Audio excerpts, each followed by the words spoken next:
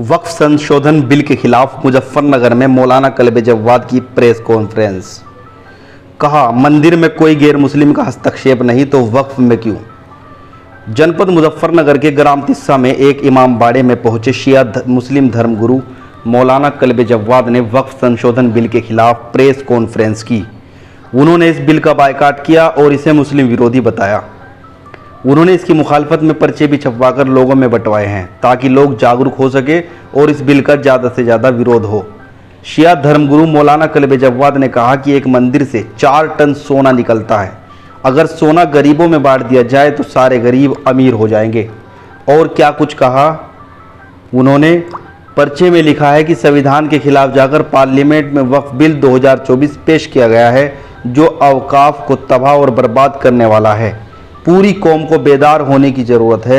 इस बिल के पास होने के बाद न ज़्यादातर मस्जिदों में नमाज़ें कायम हो पाएंगी और ना ही इबादत गाहों में अजाकारी के प्रोग्राम मुनक्किद किए जा सकेंगे। जिन कब्रिस्तानों में हमारे आबाओ अजदाद दफन है उन कब्रिस्तानों से भी इस बिल के ज़रिए महरूम कराने का मंसूबा है। कलेक्टर को ये तय करने की छूट मिल जाएगी कि संपत्ति वक्फ है या नहीं। इसके अलावा इसकी जिम्मेदारी के लिए 2 गैर मुस्लिम भी रखे जाएंगे। इसके अलावा उन्होंने क्या कुछ कहा, आप सुनिए। तो वो गवर्नमेंट हो जाएगी। तो अब आप ये बताइए कि ये 90% वक्फ जायदादों को लूटने का सिस्टमैटिक तरीका है, जबकि सुप्रीम कोर्ट की गाइडलाइंस है, सर्टेन रूल एंड रेगुलेशन है कि अगर किसी की ओनरशिप चेक की जाती है तो वेरियस तरीके से रेवेन्यू रिकॉर्ड चेक किया जाता है, पजेशन के थ्रू होता है, उसके यूज के हिसाब से होता है, मगर यहाँ पर वक्फ बिल की शर्त लगाई गई है। तो इस तरीके से ये प्लान वे में इसको लूटने का इसके अंदर तरीका किया गया है। तो इसी सब के खिलाफ और 40 जो दफाएं 40 की 40 दफाएं वो हैं जिसके अंदर वक्फ को नुकसान पहुंचाने की बात की गई है। वक्फ की हिमायत की एक बात भी इसके अंदर नहीं है। और हम लोग जनाब जो इस बिल के खिलाफ पहलों पे उठ खड़े हुए हैं, वक्फ की हिफाजत तो एक मसला है ही, ये एक बड़ी साजिश है जिससे पूरे देश के अंदर माहौल खराब करने की भी साजिश नजर आती है। जब मस्जिदों के अंदर, करबलाओं के अंदर, कब्रिस्तानों के अंदर जहां हमारे आबाओ अजदाद दर्ज है दफन है, वहां पर उन जगहों को कब्जा करने की बात आएगी तो उससे पूरे देश के अंदर तकलीफ का माहौल होगा। तो हमें इस मुल्क की हिफाजत के लिए, इस मुल्क की सलामती के लिए और तमाम आपकी हिफाजत के लिए ये जरूरत है कि हम इस बिल को पब्लिक के अंदर इसके लिए अवेयरनेस पैदा करें और बताएं कि किस तरीके से पार्लियामेंट के अंदर तक लगातार झूठ बोला जा रहा है कि हम वक्फ के बेनिफिट के लिए ये प्रोग्राम लेकर आए हैं जो सरासर झूठ है। तो अब इसके बाद डिटेल में से एक बात है कि आफ्ताब शहीद मौलाना कल्ब जव्वाद साहब जो इस पूरी मूवमेंट को लीड कर रहे हैं, जिनकी सरपरस्ती में और लेवल पे इस मूवमेंट को शुरू किया जा रहा है। तो और इसके अंदर हमारे जो है हिंदी भाई भी यहाँ मौजूद है और सब लोग यहाँ मौजूद हैं और इंशाल्लाह जितने भी मुसलमान हैं सबका एक मसला उनसे जुड़ा हुआ है और उसका गैर मुस्लिम भी जो हमारे भाई हैं उनके लिए भी ये मसला अहम है, क्योंकि कुछ शख्स लोग इसकी आड़ में कोई बड़ा देश के अंदर जो है माहौल खराब करने की साजिश में लगता है। तो इंशाल्लाह इसके ऊपर आपका एक मंदिर से 4 टन सोना चोरा हुआ, 4 टन 400 किलोग्राम सोना एक मंदिर से चले जाए। कितने साल में सोना रखा हुआ और अभी और कितना सोना बाकी जो चोरी हुआ है वो हुआ रहता है, अभी और कितना बाकी होगा। तो अगर इस सारे में हमारे वक्त की बात की जा रही है, कितना वक्त है उसकी बात की जा रही है, अगर सारा सोना कोई बाढ़ भी लोग है तो पूरा हिंदुस्तान की आबादी जो है सब गुर्बत खत्म हो जाएगी, गरीबी खत्म हो जाएगी। और अगर रिजर्व बैंक में सोना वापस नहीं दिया जाए तो हमारी दुनिया की इकोनॉमी 100 गुना ज्यादा मजबूत हो जाएगी, 100 गुना ज्यादा। और ये जो $8 85 करोड़ रुपए का है, 20 और 15 रुपए का हो जाएगा। सारे हमारे मौके में तो पेमेंट कर रहे हो और मंदी हो जाए, लेकिन देखो कि कितना सोना आपके मंदिरों के अंदर दम पड़ा हुआ है, इसी से गरीबों की पूरी मदद कर देते हैं।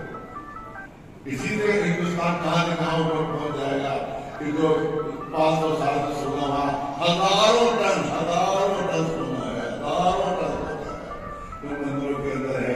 अगर गवर्नमेंट अपने रुपए को ले ले तो 100 गुना इकोनॉमी है बढ़ जाएगी।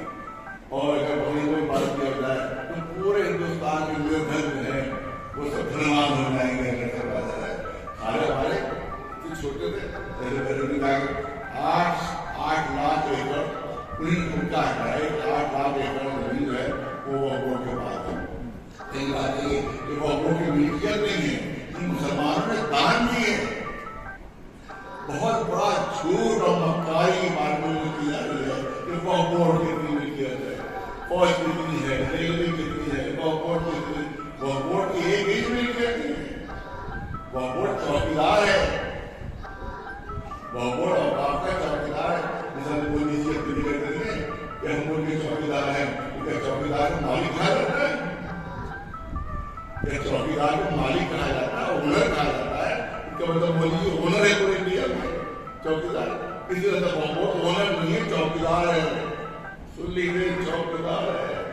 और आप कहीं चौकीदार की है बताइए पूरे इंडिया का जो एरिया है वो 81 करोड़ एकड़ है।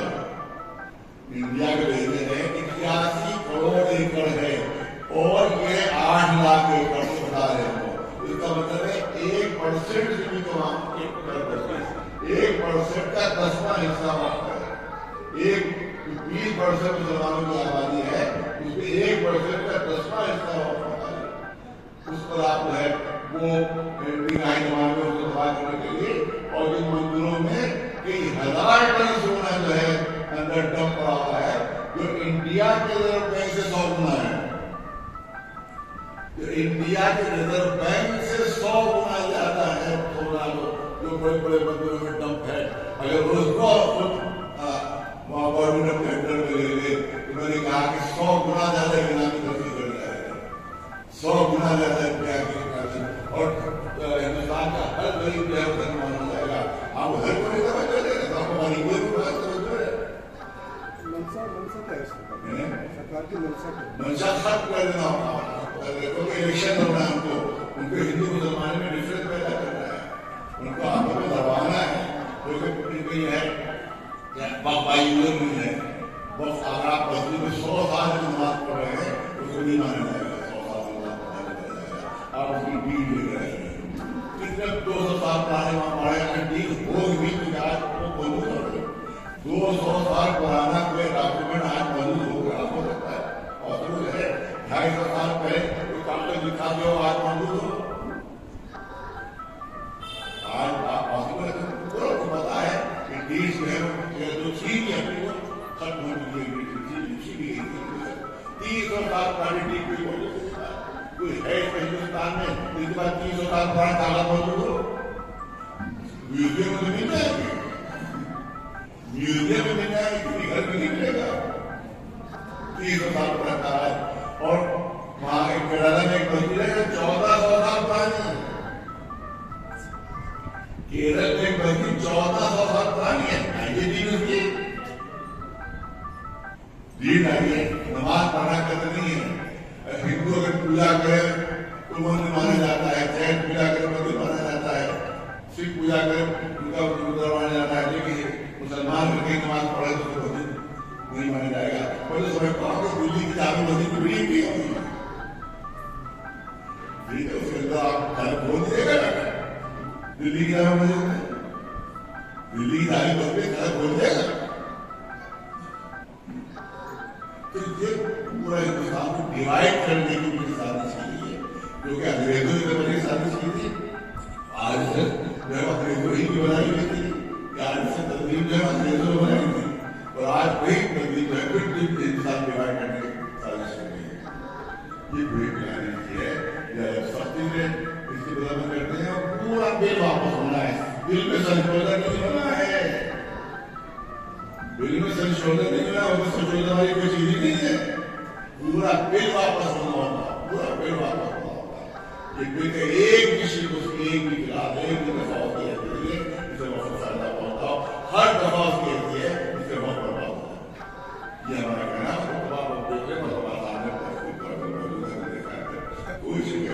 कमेटी भी बनाई गई है, जेपीसी कमेटी भी बनाई गई है। कमेटी में कौन लोग हैं इनको देखना होगा, क्योंकि गवर्नमेंट की मिट्टी तो नहीं है, मेजोरिटी नहीं की। और मेजॉरिटी नहीं की तो मेजॉरिटी फैसला करेगी तो सीट हो जाएगा, उसमें मेजॉरिटी मैंने अपने रखी है। वैसी साहब भी हैं कमेटी में। एक आदमी थोड़ी चलते रहेगा, इमरान मसूद भी। उनकी राजनीतिक हिमायत कर दी है खाली कर 19 साल में सही है, मेजॉरिटी ने अपनी रखी है। इसमें सिर्फ बिहार के मुसलमान खड़े हों और तेलंगाना के मुसलमान खड़े हों, जाकर अपनी हुकूमत को जोड़ दें, नायडू की हुकूमत और नीतीश जी की हुकूमत जोड़ दें कि आपने इसको सपोर्ट किया तो हम आपको आगे करते हैं, क्योंकि ये हुकूमत से कोई उम्मीद नहीं है कि हुकूमत जो है कुछ करेगी, उनके लाइफ है जिनके जरिए से हुकूमत कर रहे हैं, जिनकी बुनियाद जिनके सहारे हो हुकूमत कर रहे हैं, उनको अपना स्टैंड लेना होगा। टोटल भी टोटल बाद में करेंगे और बीजेपी बात करेंगे, टोटल भी होगा, वरना फिर मुसलमानों की दवाई बताइए। तो क्या जनाब आप इस कमेटी की भी मुखालफत करेंगे आप इसमें? कमेटी के उसमें देखा होगा, कोई काम नहीं करना है, कितने